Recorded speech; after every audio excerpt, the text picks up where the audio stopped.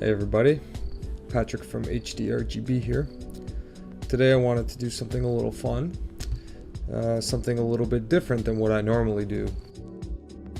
Rather than just posting a video of gameplay footage, I wanted to add a little bit of commentary, so if you want to enjoy a few minutes, precisely 12 plus minutes of Starblade with me talking about it, then that's what this video is going to be.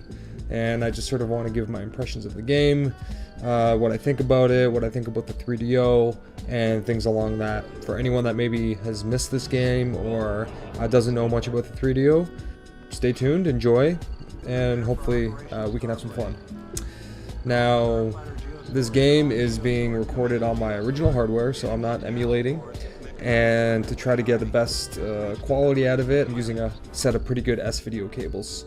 And typically what I do is I modify consoles for RGB, but here the 3DO has S-video right out the back. It's really easy, so I'm just using a stock bare bones console. I have it running through my RetroTink. For anyone that doesn't know, it's basically a line doubler that can take composite or S-video and output into HDMI. So it makes it really easy to hook up into my LCD TV. So basically what I did here is I sat on my couch and I just watched it on my modern TV while recording this right here. So easy peasy and well recommended. At the very least, it's always just recommended to use something better than composite. So S-video did the trick here. Yeah.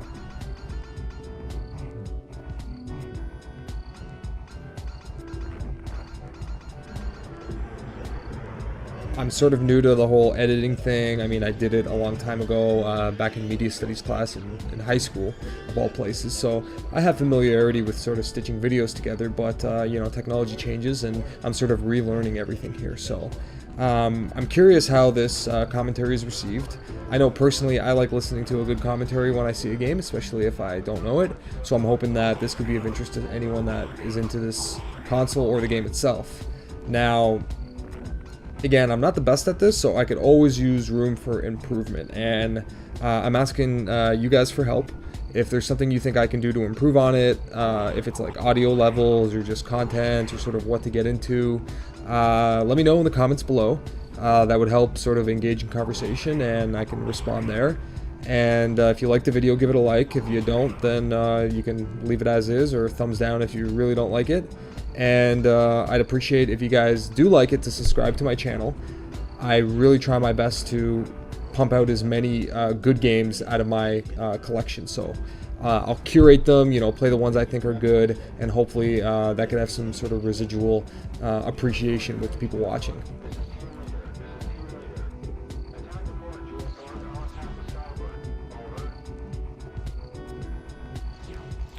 So the cool thing about Starblade, to me at least, is this was one of those original games I remember in the arcades with the big ass cabinet with it looked like a flight cockpit. The closest thing I can remember to it was the Star Wars arcade game. This thing, made by Namco, was like larger than life, and I could never play it at the arcade because when it came out I was, I think, 5 years old.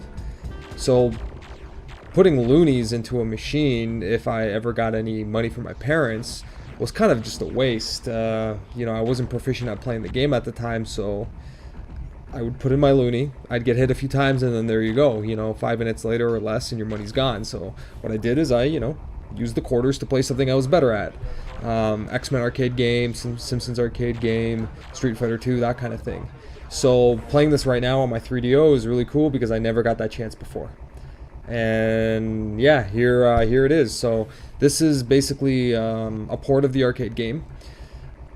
I don't know about too many other versions of this other than the Sega CD version, but to me this is the better one, and I think it was universally recognized as that when it came out.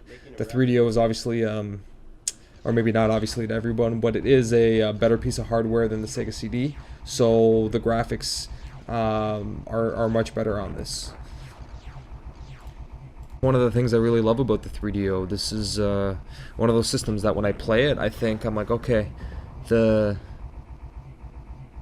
games aren't that tremendous because they were, you know, so early, and they were often released in the early days of the PS1 and the Saturn when they came out. A lot of these 3DO games got ported over to other systems. But at the time, if you had a 3DO and you were playing these games before those consoles were released, this was likely, you know, mind-blowing.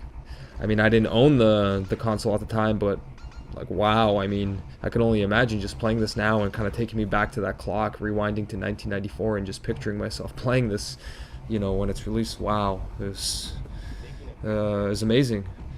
You know, so had the system stayed around, I feel it would have had a lot of cross-platform releases. You know, it would have been out for the PS1, the Saturn, and likely released here. You know, there was a rumor that Final Fantasy VII was originally supposed to be developed for the 3DO.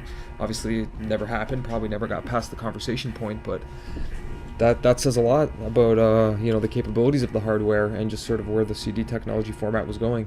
Pretty impressive.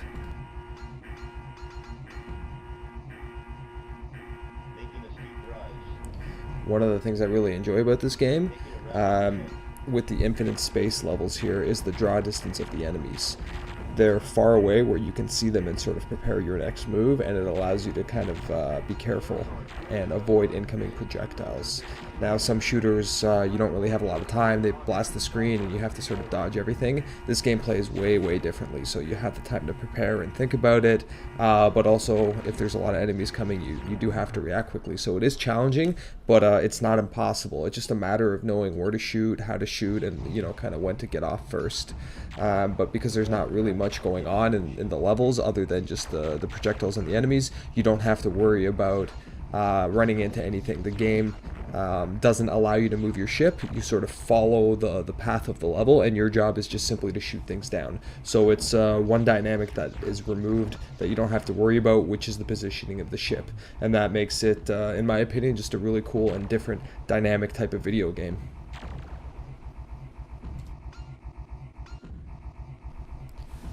Now, this game has a lot of strong points, but it also has a lot of weak points. And one of the, I guess, aspects of it that aren't the best is the fact that there really isn't anything else going on in the background other than your enemies. So because you're, you know, on a fixed rail shooter... Oh shit, it's the Death Star. There really isn't anything for you to avoid in terms of obstacles, so you're really just worried about the enemies. I was playing music earlier in this video just simply because there was no background music, so I didn't edit out any tunes of this. There actually are none. It's just you, the ship, and, you know, the voice of the commander or the narrator, and the bullets and things like that. And that has its pros and cons, but again, I'll go back to what I said earlier, which is the interesting thing about the game is that it makes you really feel like you've been playing it for a long time, even in short spurts. And I think that has to do with the fact that the game just it drags you through, right? So it's very predictable, and you have to sort of memorize how to get through the levels and be able to do it better, like any type of game with memorization and all. But, you know, it's sort of like the enemies are going to come through the same place, so once you sort of memorize it, you don't really expect anything different. But it's still, again, really engaging and a lot of fun, so I highly recommend at least checking out Starblade. So anyhow, for the rest of the video, what I'm going to do is just let the gameplay itself play through. So please enjoy the last few minutes of it. And again, if you like this type of stuff, please let me know. This is, I think, one of the only commentary gameplay videos I've made. I think I did one other one, which is Fire Pro Wrestling for the Dreamcast. So if you want, you can check that out. But otherwise, this is sort of like a new angle I want to take. I really enjoy playing the games. I enjoy doing the commentary for it. And yeah, if you like this, then please consider giving me a nice like, a comment with ways I can improve. I'm always willing to learn about it, and subscribe if you want to help out the channel. It actually, you know, any YouTuber will tell you, it feels really nice when you get some subscribers and they're genuinely interested in your content. So the more feedback I get, the sort of more it, you know, pushes me to pump out a video to kind of maybe get into a rhythm of a weekly schedule or something. Anyhow, enjoy the rest of the video. Thanks very much.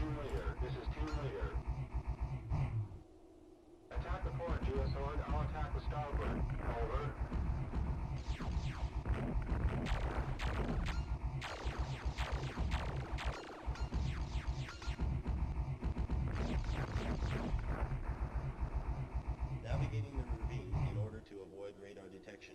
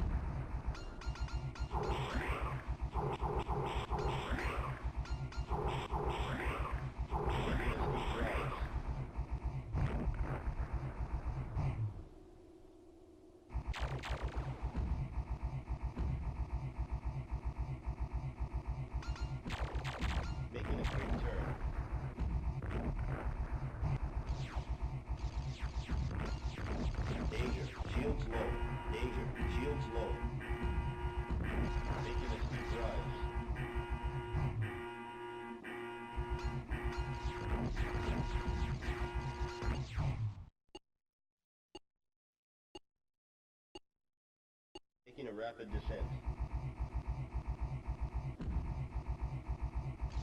You're under attack. Energy shields decreasing. This is Team Leader. This is Team Leader. Attack the port, Geosword. I'll attack the starboard. Over.